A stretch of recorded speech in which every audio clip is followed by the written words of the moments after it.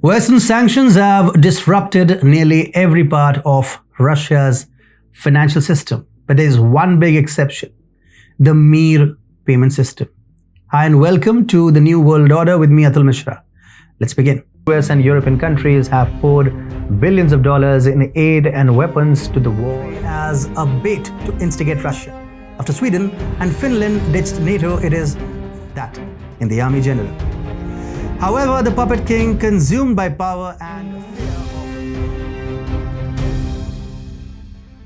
of MIR was created by the Russian government in response to sanctions imposed on Russia by the US and its allies. It is designed to reduce Russia's dependence on Western financial institutions and ensure that Russia can continue to conduct international transactions even when faced with sanctions.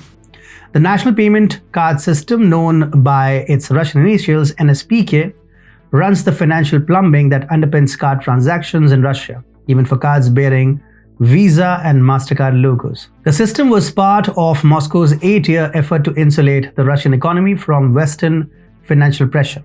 The Kremlin also has aggressively promoted Russia's own card company called MIR, which is built on NSPK's infrastructure. More than 100 million MIR cards have been issued since its launch in 2015, according to MIR's website. Russia tried to reduce its vulnerability to Western financial pressure after it was stung by sanctions over its 2014 annexation of Crimea. Visa and MasterCard at that time accounted for nearly all card network activity in Russia. Their networks serve as a link between merchants and banks that issue debit and credit cards, and they handle the routing of card transactions.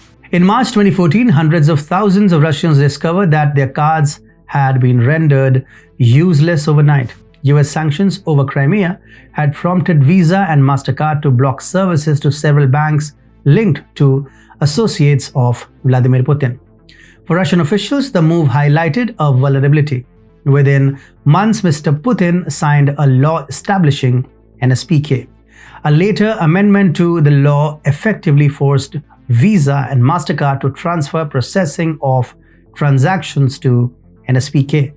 The two US companies at first opposed the law and suggested they might leave Russia. But by early 2015, both had agreed to use NSPK's system. Later that year, NSPK launched MIR. The name means both world and peace in Russian. It was chosen after an internet naming contest in which some of the rejected alternatives were Cometa or Comet and Patriot. The US has attempted to undermine the MIR payment system by imposing sanctions on Russian individuals and entities involved in its development and operation. However, these sanctions have had limited impact on the effectiveness of the MIR system. In fact, they may have inadvertently strengthened it. The reason for this is that the MIR system has become a symbol of Russian resurgence and resilience in the face of Western pressure. By attempting to undermine the system, the US has only increased MIR's importance in the eyes of the Russian people and the Russian government. Furthermore, the MIR system has proven to be an effective alternative to Western payment systems such as Visa and MasterCard.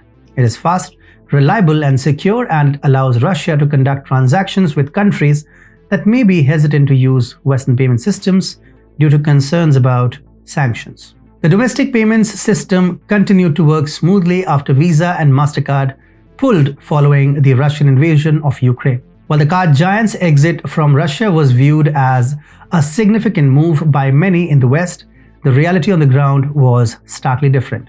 Most Russian consumers never lost the ability to use their MasterCard and Visa branded cards to pay for goods within the country.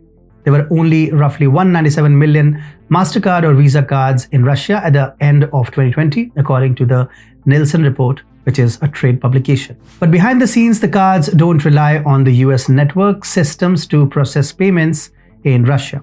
For years, they have used a homegrown system overseen by Russia's central bank.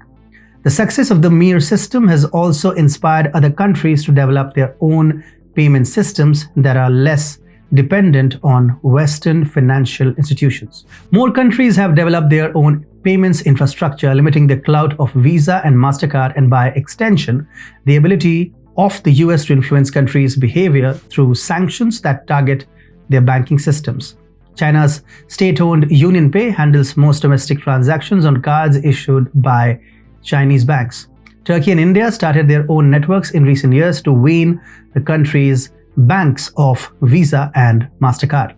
Apart from India and China, Iran is also endeavoring to integrate itself in the international financial system, which is dominated by its adversary, the US. For this purpose, the Central Bank of Iran last year initiated talks to join Russia's MIR payment system.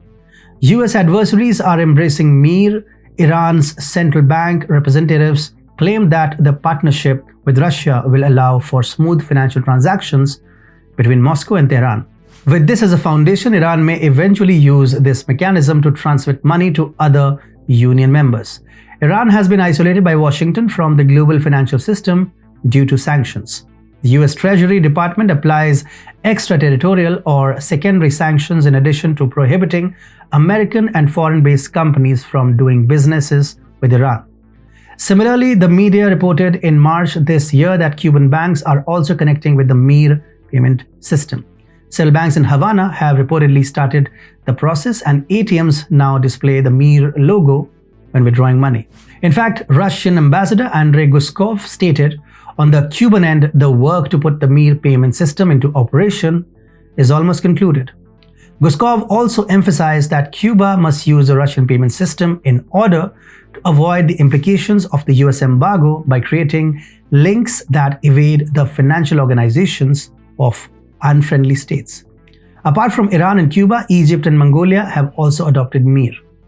It must be noted that the global financial dynamics are changing. Earlier, the system has been dominated by manipulative and cunning players such as the US and Europe. But the entry of Russia's MIR gave an avenue to sovereign nations which dare to challenge the draconian hegemony of Washington and Brussels to conduct successful and profitable financial transactions. Implications of Western sanctions on Moscow culminated in the consolidation of Russia's determination to liberate the international financial structure from the malicious gaze of Biden, Leyen, and their puppets. In conclusion, while the US has intended to weaken the MIR payment system with its sanctions, it has actually had the opposite effect. The MIR payment system is rising like a phoenix against the swift. The MIR system has proven to be an effective alternative to Western payment systems. As other countries follow Russia's lead and develop their own payment systems, the dominance of Western financial institutions is being challenged, and the global financial landscape may become more diverse and decentralized.